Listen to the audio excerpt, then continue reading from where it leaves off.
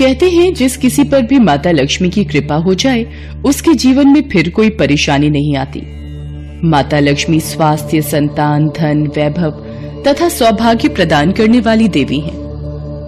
वो जब किसी मनुष्य पर अपनी कृपा दृष्टि डाल देती हैं, उस मनुष्य का जीवन सफल हो जाता है। ऐसी ही एक पौराणिक कथा के अनुसार माता लक्ष्मी ने नौकरानी बनकर एक माली के घर में बरकत की और उसके परिवार को खुशियों से भर दिया। एक बार की बात है, भगवान विष्णु का मन शेषनाग पर बैठे बैठे बहुत उदास हो रहा था। उन्हें धरती पर घूमने की इच्छा हुई और वो अपनी यात्रा की तैयारी में लग गए। स्वामी को तैयार होता देखकर लक्ष्मी माता ने भगवान विष्णु से पूछा, अरे स्वामी, आज सुबह सुबह तैयार होकर कहाँ जाने की तैयारी में हो? देवी लक्ष्मी, पता नहीं मन कुछ उदास है, इसलिए मैं धरती लोक पर भ्रमण करने जा रहा हूँ। हे देव, आप धरती पर भ्रमण के लिए जाएंगे तो आपके बिना मेरा मन भी नहीं लगेगा। क्या मैं भी आपके साथ धरती लोक पर भ्रमण के लिए चल सकती हूँ? ठीक है देवी लक्ष्मी, पर उसके लिए तुम्हें मेरी एक शर्त माननी होगी। तुम धरती पर पहुंचकर उत्तर दिशा की ओर नहीं देखोगी। ठीक है स्वामी, मैं धरती पर पहुंचकर उत्तर दिशा में नहीं देखूंगी। मुझे आपकी शर्त मंजूर है। भगवान विष्णु की इस शर्त से माता लक्ष्मी सहमत हो गई और प्रातःकाल होते ही माता लक्ष्मी और भगवान विष्णु धरती पर पहुंचे। उसी समय सूर्य उदय हुआ था।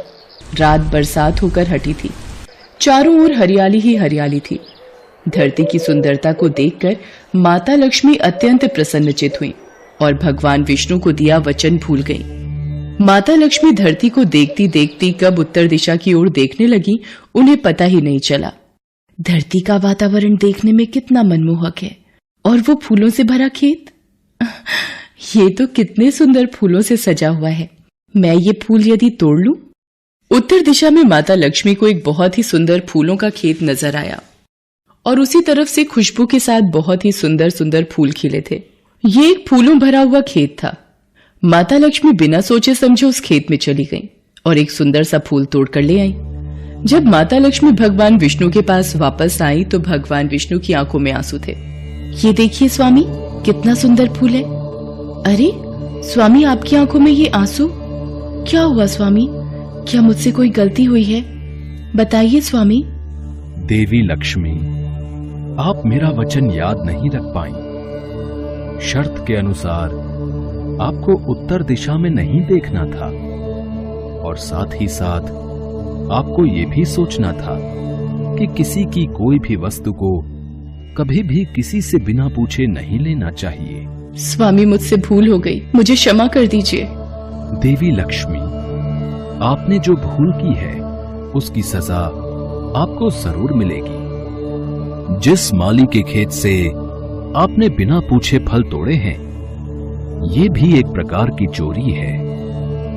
इसलिए देवी लक्ष्मी, आप 3 वर्ष तक माली के घर में रहेंगी। इसके बाद मैं स्वयं आपको वैकुंठ वापस बुलाऊंगा। जैसी आपकी आज्ञा स्वामी। माता लक्ष्मी ने चुपचाप सिर झुकाकर वचन स्वीकार किया और भगवान विष्णु वैकुंठ लौट गए। माता लक्ष्मी ने एक गरीब लड़की का रूप धारण कर लिया। खेत के मालिक का नाम माधव था। माधव की पत्नी 2 बेटे और 3 बेटियां थीं। सभी उस छोटे से खेत पे काम करके किसी तरह से गुजारा करते थे। खेत के पास ही माधव की झोपड़ी थी।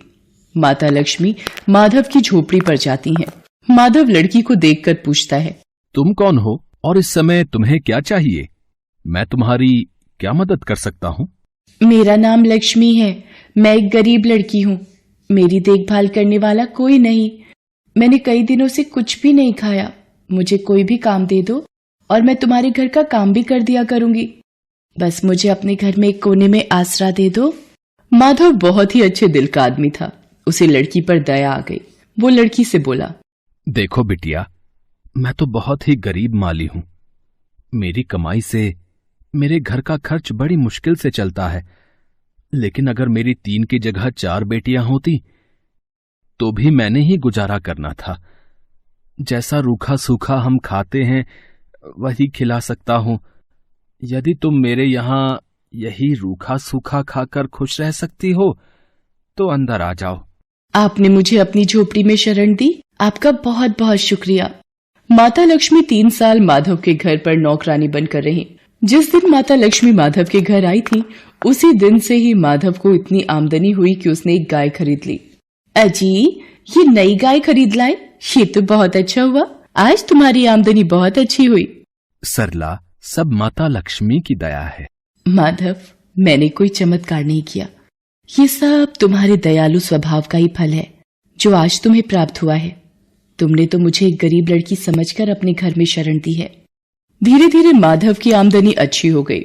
उसने जमीनें खरीद ली और फिर एक बड़ा पक्का घर भी बनवा लिया। सारी सुख समृद्धि, गहने, कपड़े, जेवर, सब कुछ अब माधव और उसके परिवार के पास था।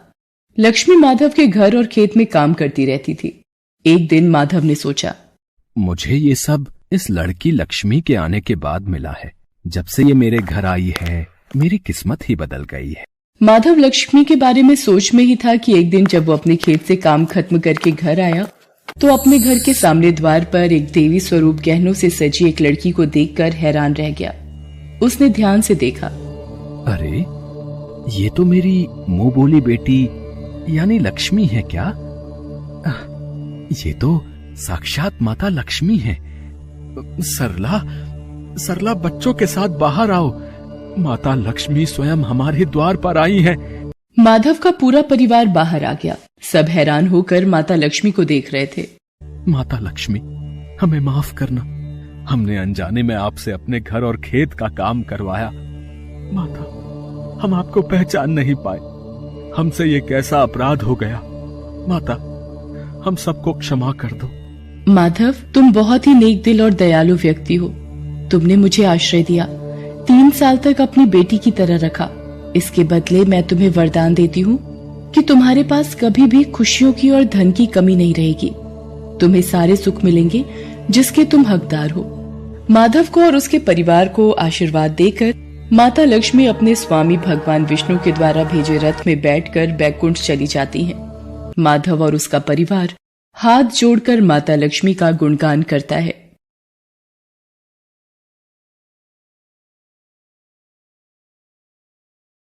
संतोषी की मां के गुजर जाने के बाद उसके पिता ने दूसरी शादी कर ली, पर संतोषी की दूसरी मां गायत्री कड़वे स्वभाव की थी। उसे संतोषी एक आंख नहीं भाती थी। एक बार, जब देखो तब पूजा पाठ में लगी रहती है, जैसे भगवान गणेश तेरी ही सुनने को बैठे हैं और घर के काम मैं कर लूंगी। तुझे तो कोई चिंता ही नहीं है और तुमने बस एक गणेश की मूर्ति लाकर रख दी है और लगा दिया बेटी को पूजा पाठ में, जिससे घर के कामों से बच जाए। गायत्री, अगर संतोषी भगवान गणेश की पूजा करे तो उसमें क्या दोष? भगवान गणेश की पूजा करने से मन को शांति और सुख मिलता है। तुम भी इनका नाम लिया करो। मेरे पास और भी काम होते हैं, खाली नहीं हूं जो तुम दोनों के साथ अपना समय खराब करूं। संतोषी बिटिया, ला मोदक का प्रसाद दे दे। मैं दुकान होकर आता हूं। ये लो बाबा, मोदक का प्रसाद। संतोषी भगवान गणेश की बहुत पूजा करती थी और जब कभी वो दुखी होती तो उन्हीं से अपना हाल कहती। हे गणेश जी, माँ मुझसे इतना बुरा व्यवहार क्यों करती हैं? वो पूनम से तो बहुत प्यार से बात करती हैं, पर मुझे डांटती रहती हैं। पूनम गायत्री की अपनी बेटी थी और संतोषी सौतेली। ये भेदभाव हमेशा से ही गायत्री दोनों में करती थी। गणेश चतुर्थी के दिन आने वाले थे। लोग अपने घरों में गणेश प्रतिमा की स्थापना करने के लिए खरीदारी कर रहे थे। बाबा, मुझे भी गणेश चतुर्थी महोत्सव करना है। इनकी प्रतिमा की स्थापना करनी है। ठीक है संतोषी, तुम मेरे साथ बाजार चलकर प्रतिमा ले आना, ठीक है? संतोषी खुश हो जाती है और भानु प्रकाश के साथ भगवान गणपति की प्रतिमा ले आती है। अगले दिन, ये देखो बाबा, भगवान गणेश की प्रतिमा कितनी सुंदर है। हाँ बेटिया, प्रतिमा सच में बहुत सुंदर है। अब 10 दिन तक इनकी खूब सेवा करना, फिर हम धूमधाम से गणपति विसर्जन को जाएंगे। बाबा, मैं भी चलूंगी गणपति विसर्जन में। कोई जरूरत नहीं है किसी विसर्जन में जाने की, ना मैं जाऊंगी ना तू। मैं भी देखती हूं तू गणपति विसर्जन कैसी करती है। संतोषी भगवान गणेश की प्रतिमा को भोग लगाती और पूजा आरती करके भोजन ग्रहण करती। एक सुबह, गणपति की प्रतिमा कहाँ गई? बाबा, मेरे गणेश की प्रतिमा यहाँ नहीं है, स्थान खाली है बाबा। मेरे गजानन कहाँ गए? रो मत संतोषी, ऐसे प्रतिमा कहीं नहीं जाएगी। रुक, मैं देखता हूं। गायत्री, पूनम ने यहां गणेश जी की प्रतिमा रखी थी, पर अब नहीं है। मुझे क्या पता कहाँ गई, मैं ये सब देखती रही तो हो गए काम। बाबा, अब कल हम किसका विसर्जन करेंगे? बाबा, लगता है मेरे से कोई अपराध हुआ है जो गणपति नाराज होकर चले गए। लौट आओ भगवान, मेरे से यूं रूठ कर मत जाओ। संतोषी बहुत रोती है। भूखी प्यासी वो वहीं बैठी रहती है। भानु प्रकाश उसे बहुत उठाने की कोशिश करता है, पर वो उस स्थान से उठने के लिए मना कर देती है। तभी उसे स्वप्न आता है। संतोषी, मुझे भी प्रसाद का मोदक और लड्डू दो ना। रुको चूहे महाराज, मैं आपको मोदक भी दूंगी और लड्डू भी। ये लो, पेट भर कर खाओ। अरे ये प्रसाद कहाँ लेकर भाग रहे हो? रुको। अरे ये तो उस बगीचे में जा रहा है। संतोषी का सपना टूट जाता है। वो बगीचे की ओर जाती है और मिट्टी खोदने लगती है। संतोषी, क्या हुआ बेटी? वहां मिट्टी क्यों खोद रही हो? बाबा, चूहा प्रसाद के मोदक और लड्डू लेकर यहाँ मिट्टी में चला गया, उसे निकाल रही हूँ। संतोषी जैसे ही मिट्टी खोदती है, संतोषी और भानु प्रकाश हैरान रह जाते हैं। बाबा, गणेश जी की प्रतिमा मिल गई, देखो। गणेश जी की प्रतिमा यहाँ बगीचे में कैसे? और ये हुआ कैसे?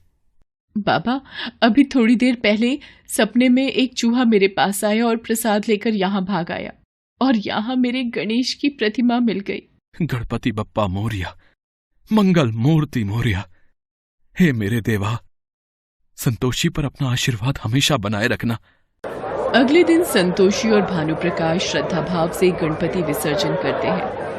जब वो घर वापस आते हैं, हे भगवान, मेरे पेट का दर्द नहीं जा रहा। जानलेवा दर्द है, कोई कुछ करो। गायत्री, डॉक्टर ने जो दवाई दी है वो तुमने खा ली है ना? अब आराम आ जाएगा तुम्हें। गायत्री का पेट दर्द बंद ही नहीं हो रहा था। सुनो जी, दर्द ठीक नहीं हो रहा, कुछ करो।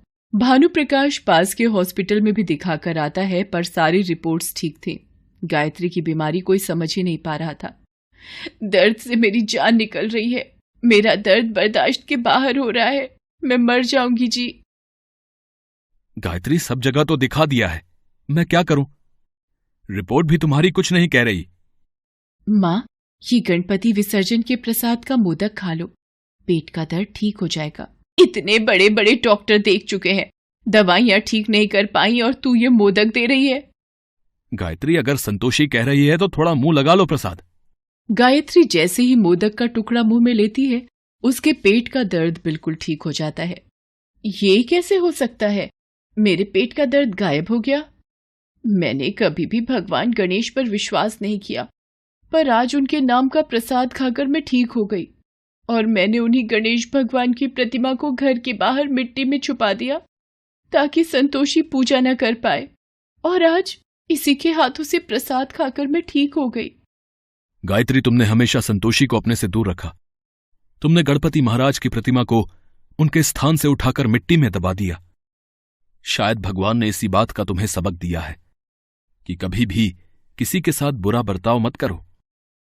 संतोषी गणेश की भक्त है, इसके हाथों तो पानी भी अमृत बन जाता है।